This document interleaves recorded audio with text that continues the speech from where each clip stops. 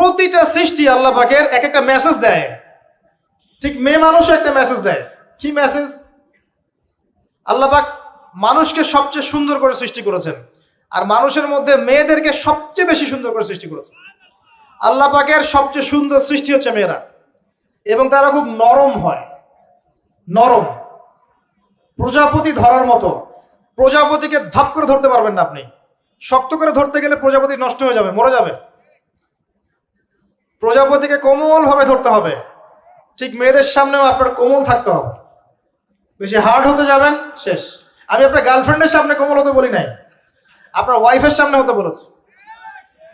কোমল থাকলে আপনি জিতে যাবেন। দেখবেন দুনিয়ার চিল্লা ফাল্লা করছে আপনার বাসায়, আপনি চুপচাপ আছেন পাহাড়ের মতো, কোমল আছেন। 5 মিনিট পর দেখবেন নিজেই ঠান্ডা হয়ে এসে বলছে, আচ্ছা সরি, ভুল হয়ে গেছে।